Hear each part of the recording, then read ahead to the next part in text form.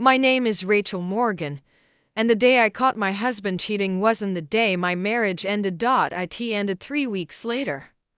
3 weeks after I discovered the affair.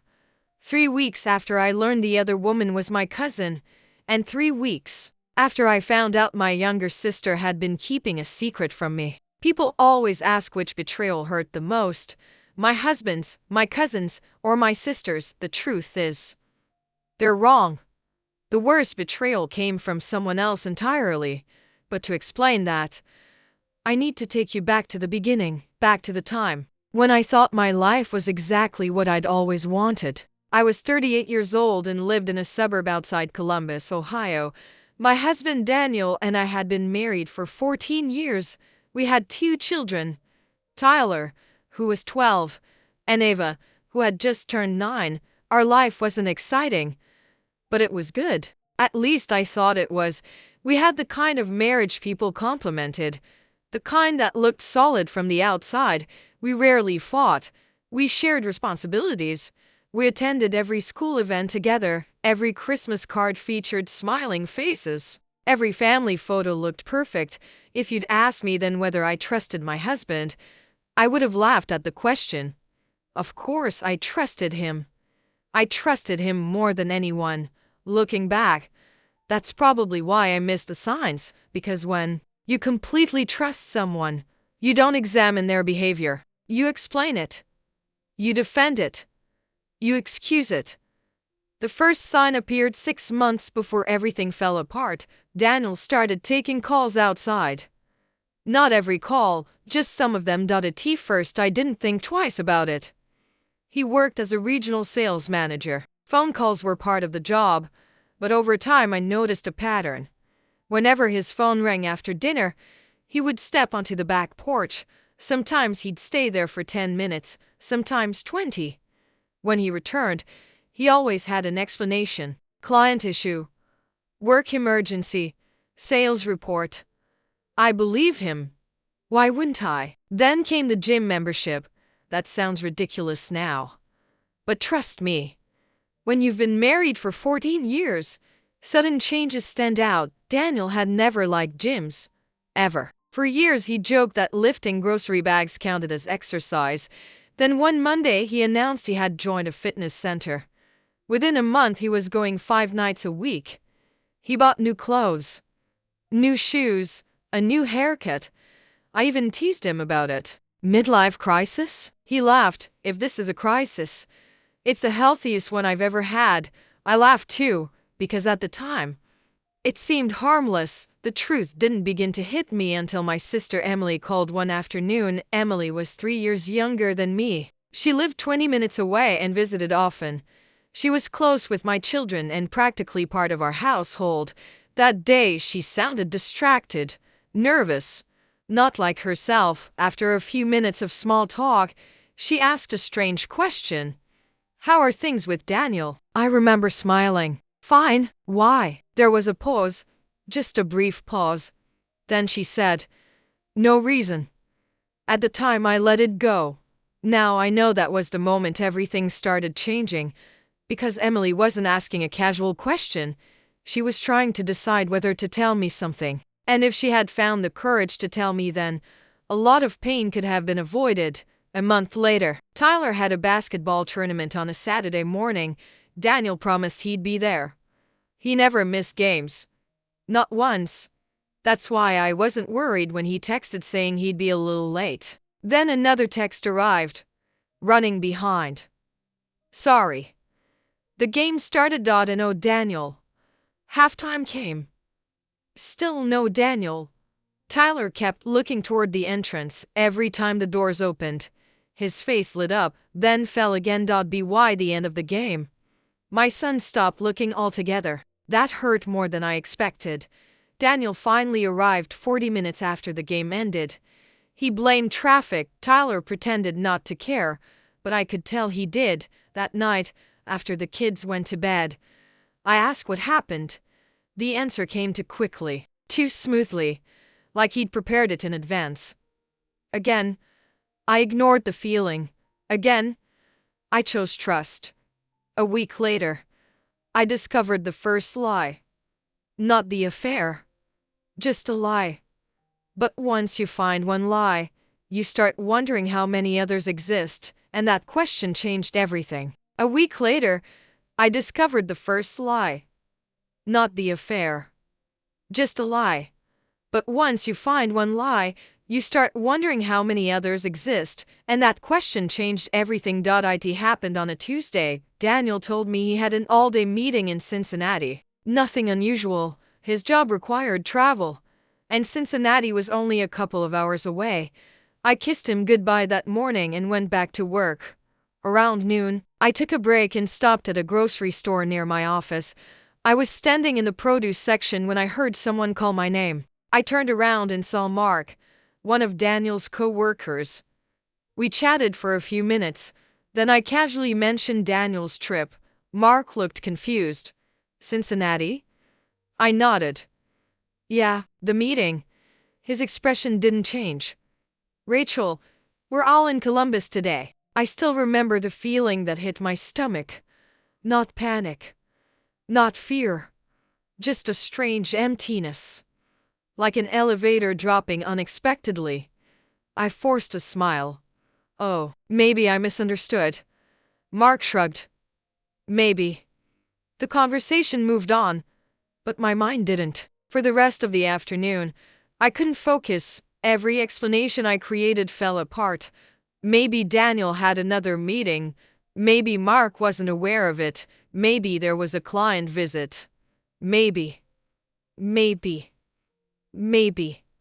The problem was that every explanation required me to work harder than Daniel ever had. By the time he came home that evening, I had already decided to ask him directly.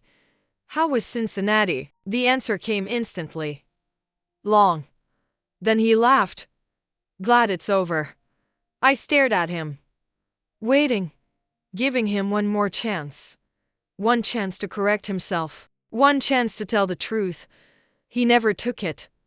That night, for the first time in 14 years, I wondered whether my husband was living a life I knew nothing about. The thought terrified me.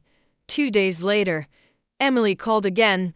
This time she sounded even stranger, more nervous, more distracted. After a few minutes she finally said something. Can we get coffee tomorrow? I frowned. Sure. There was another pause. Then she said, just us. The next afternoon we met at a small cafe downtown. Emily looked exhausted, dark circles under her eyes, constantly checking the door, like she was afraid someone might walk in. I had never seen her like that before.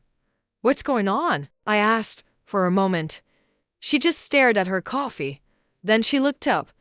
I need to ask you something. Okay. Her voice dropped. Has Daniel been acting different lately? My heart skipped just once, but enough. What do you mean? She looked away. Immediately. And that told me more than her words ever could. Emily. Silence. Then she shook her head. Forget it. No, I leaned forward. What aren't you telling me? For several seconds, neither of us spoke. Finally she whispered, I don't know anything for sure. The sentence hit me harder than if she'd made an accusation, because people don't say that unless they've already seen something. My pulse quickened. What did you see? Emily looked miserable.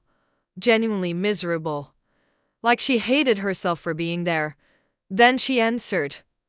3 weeks ago I saw Daniel having lunch with a woman.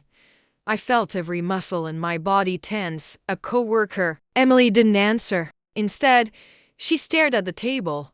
And suddenly I knew. No. Not a co-worker. Someone else. Someone important. Who was she? Emily's eyes filled with tears, and that's when fear replaced suspicion, because whatever answer was coming, it was going to hurt. Badly, Emily. She swallowed. Hard. Then looked directly at me. I think it was Melissa. For a second, I genuinely thought I'd misheard her. Melissa, not Melissa. Anyone but Melissa. My cousin Melissa had been part of our family for as long as I could remember. We grew up together. Shared holidays. Shared vacations. She had stood beside me at my wedding. She knew my children, my husband, my life. The idea was absurd, impossible. And yet Emily looked absolutely certain. "You're wrong." The words came out automatically, instantly, because denial is easier than reality. Emily didn't argue, didn't defend herself, didn't push. She simply said, "I hope I am." The drive home felt unreal. Part of me wanted to call Melissa immediately. Part of me wanted to call Daniel. Part of me wanted to pretend the conversation had never happened. Instead, I did nothing. For 2 days. 2 long days. Then everything changed. Because on Friday evening, Daniel left his phone on the kitchen counter. And for the first time in 14 years, I picked it up, not because I wanted to invade his privacy, because I was terrified of what I might find. And somehow, that fear wasn't enough to stop me anymore. I stood alone in the kitchen staring at Daniel's phone. My heart was pounding so hard I could hear it. The screen was dark. One tap brought it to life, and for a second, I almost put it back. Almost. 14 years. 14 years of trust. 14 years of believing I would never become the kind of wife who checked her husband's phone, but 14 years of trust had brought me here to a kitchen. At 9 o'clock on a Friday night, terrified of what I might discover, the phone unlocked with his passcode. The same passcode he'd used for years, our wedding anniversary. That hurt more than it should have, because somehow it felt symbolic. The number represented our marriage. And now I was using it to investigate whether that marriage was real. I opened his messages first. Nothing stood out. Family group chats, work conversations, messages from Tyler's coach. Normal. Completely normal. Then I noticed a thread with no name. Just a phone number and no contact photo and no information. My stomach tightened. The conversation wasn't long. Only a few recent messages remained, almost as if older ones had been deleted. The first text read, "Tomorrow still works." The next, "Same place?" Then, "Miss you already." My hands started shaking. I kept reading. Each message felt like a punch. Nothing explicit. Nothing dramatic. But intimate. Comfortable. Familiar. The language of two people who shared a secret. Then I reached a final message, the one sent earlier that afternoon.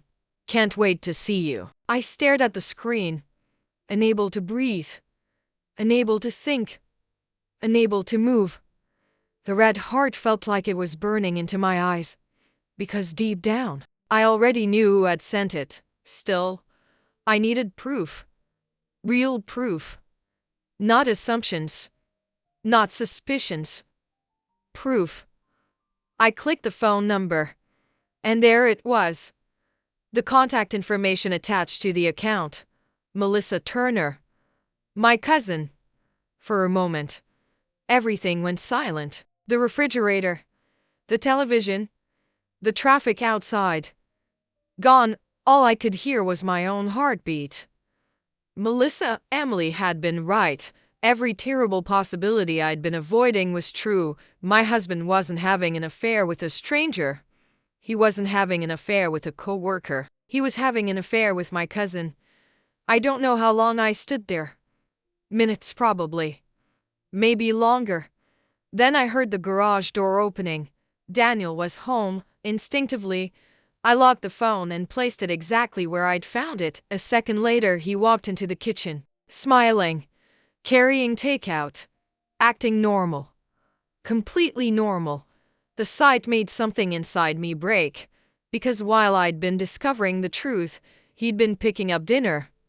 Like it was any other Friday. "Hey," he said. I looked at him. Really looked at him. And for the first time in 14 years, I didn't recognize the man standing in front of me. "Hey." My voice sounded strange. Flat, distant. Daniel frowned slightly. "You okay?" The irony nearly made me laugh. Instead, I nodded. "Just tired." He accepted the answer immediately, which somehow hurt even more, because he wasn't paying enough attention to realize his world was about to collapse. That night, I barely slept. Daniel lay beside me, peaceful, unaware. And for hours I stared into the darkness, wondering how many times Melissa had been in our home, how many family gatherings they'd attended together, how many lies I'd smiled through without knowing. The next morning, I made a decision. I wasn't going to confront Daniel yet. I wanted one thing first: the truth from Melissa. No excuses. No explanations from my husband. No filtered version of events. The truth. So I called her. To my surprise, she answered immediately. Rachel. Her cheerful tone almost made me sick. Hey, Melissa. I kept my voice calm, steady, normal. Can we meet? There was a brief pause, then, sure. Today? Another pause. Longer this time. Okay. We agreed to meet at a small park near the river, a place where we'd had family picnics for years. I arrived early. Melissa arrived 10 minutes later.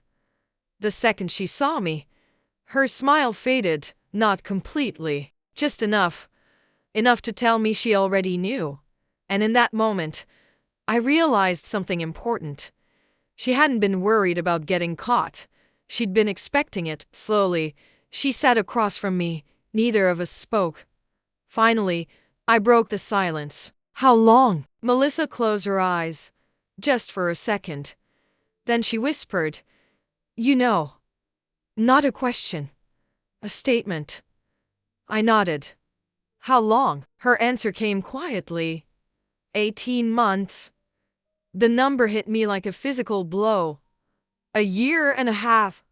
Birthdays, Thanksgivings, Christmas, family vacations. 18 months of lies. Tears filled my eyes before I could stop them. Melissa looked down. Ashamed. Good. She should have been.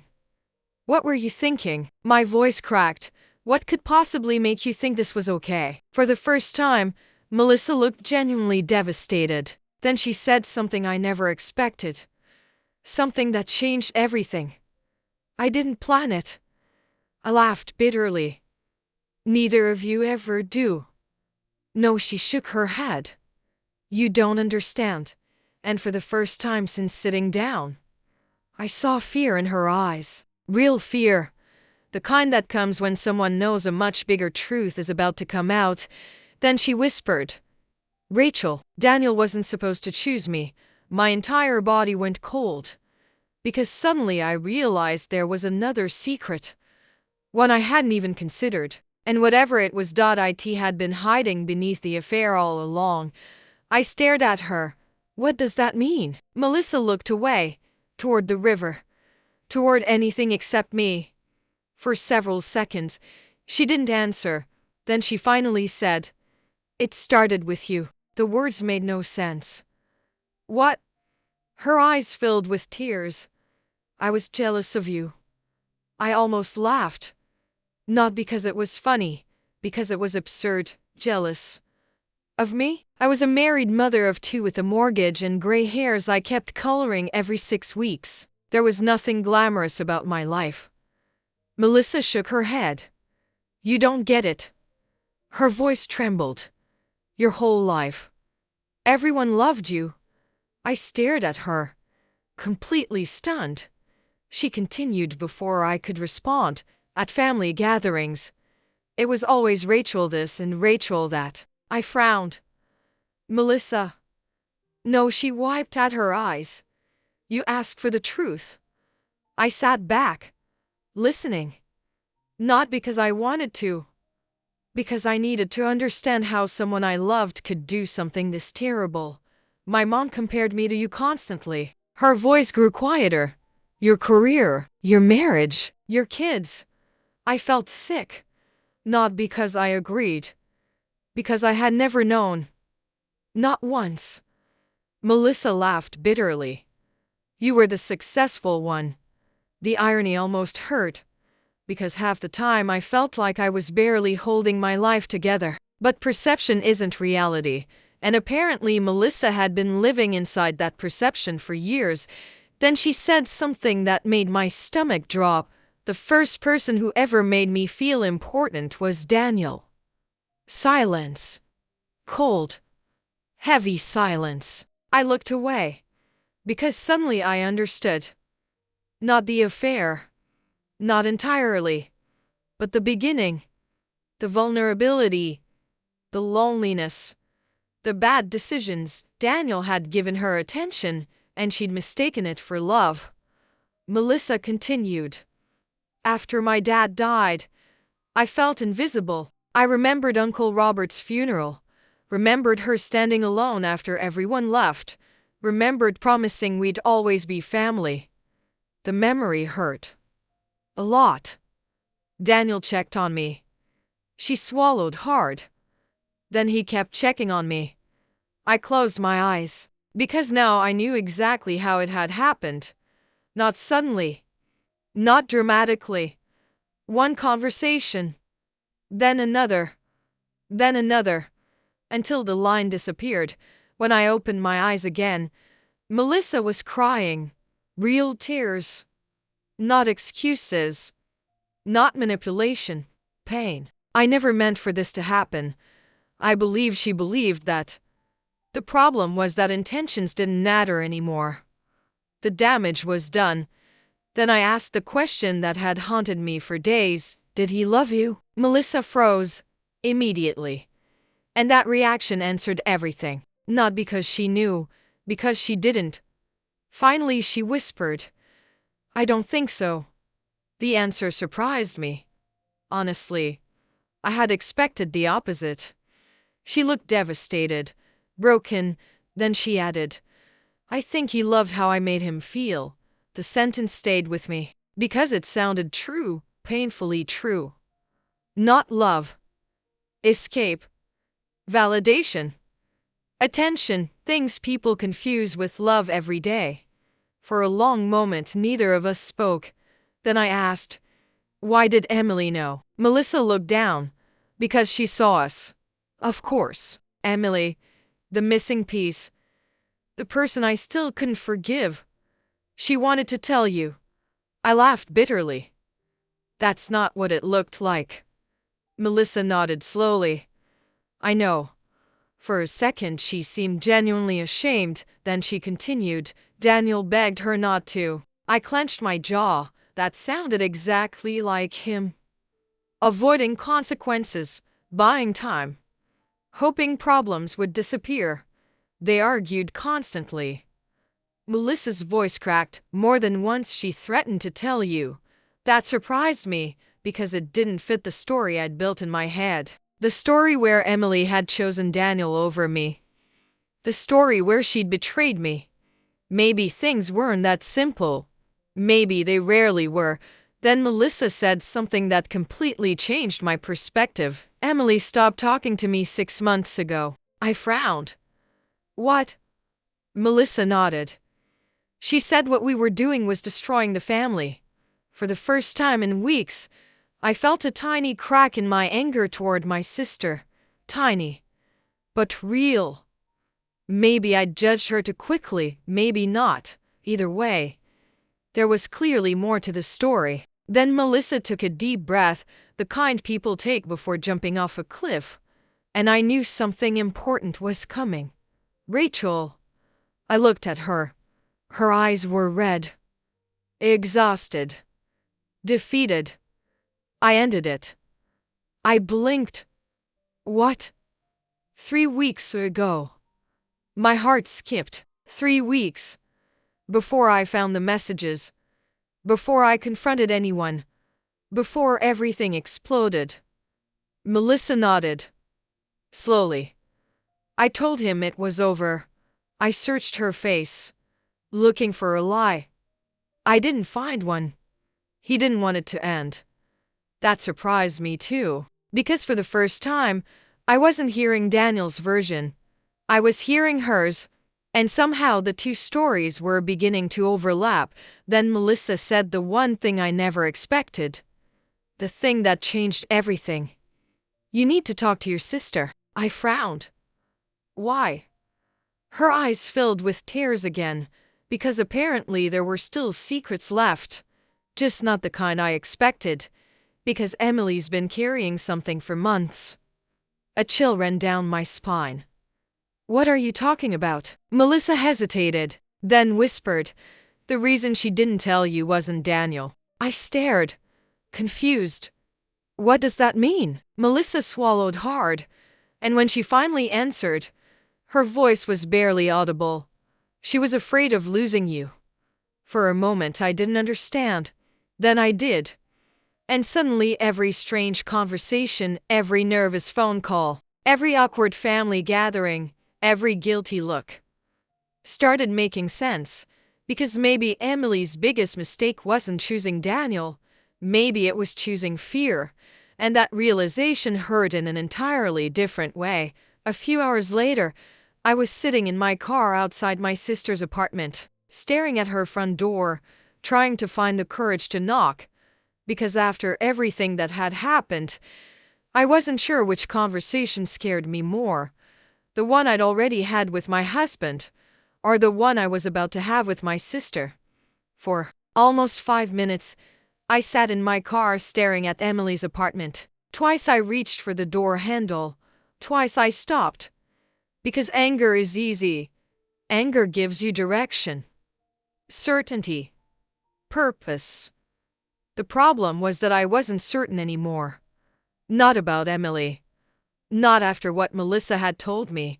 Finally, I forced myself out of the car, walked to the building, and knocked. Emily opened the door almost immediately. As if she'd been standing there waiting the second she saw me. Her eyes filled with tears. Neither of us spoke. Not at first, then she stepped aside. Come in. I entered quietly. The apartment felt strangely familiar. Family photos, books everywhere, a blanket folded over the couch, all the little details that reminded me this wasn't just my sister. This was one of my oldest friends, and somehow that made everything harder. We sat across from each other. The silence stretched. Finally, I broke it. Why didn't you tell me? Emily closed her eyes. Immediately. Like she'd been asking herself that same question for months. I wanted to. The answer came without hesitation. Too quickly to be a lie. Then why didn't you? Tears rolled down her face, and suddenly she looked less like a 35-year-old woman and more like my little sister, the girl who used to follow me everywhere, the girl who once got suspended in high school for punching a boy who made me cry. I was scared. I stared at her, because after everything that had happened, the answer sounded ridiculous. Scared of what? Emily laughed through her tears, a sad, broken laugh. Of losing you. The words landed harder than I expected. For a moment, neither of us moved. Then she continued. When I first found out, I planned to tell you immediately. I listened. Quietly. Carefully. I called Daniel. That surprised me. She saw it on my face. I wanted to hear him deny it. Her voice cracked. He didn't. I looked down, because somehow that hurt. Even now. Emily continued. He begged me not to tell you. I nodded. That part wasn't hard to believe. He said he would end it. Another lie. Another promise. Another excuse. Emily wiped her eyes. I gave him 2 weeks. I closed my eyes, already knowing what happened next. He didn't stop. Emily shook her head. No, of course he didn't. People rarely abandon bad decisions when they're protected from consequences. Then she whispered something that shattered the image I'd built of her. I told him I hated him. I looked up. She met my eyes. And for the first time since arriving, I saw genuine anger there. Not guilt. Not fear. Anger. I couldn't stand being around him. Her voice trembled. Every family dinner felt like a lie. I suddenly remembered all the strange moments over the last year. Emily leaving early. Emily avoiding Daniel. Emily seeming distracted at the time. None of it made sense. Now it did. Every bit of it. I should have told you. The tears returned. Fresh and unstoppable. I know I should have. For a moment I didn't answer, because she was right. She should have. Nothing changed that. Nothing ever would. But suddenly I understood something important. Emily hadn't betrayed me because she didn't care. She betrayed me because she cared too much and made the wrong choice. That didn't erase the pain, but it changed its shape. A long silence settled between us. Then I quietly asked, "Why were you afraid of losing me?" Emily looked down, then gave the most honest answer of the entire day. "Because I thought you'd choose him." The room went silent. I stared at her, completely stunned. She laughed bitterly. "You loved him, Rachel." A tear slipped down her cheek. "You'd spent 14 years defending him." And suddenly I realized how alone she'd been carrying this secret. Every option ended badly.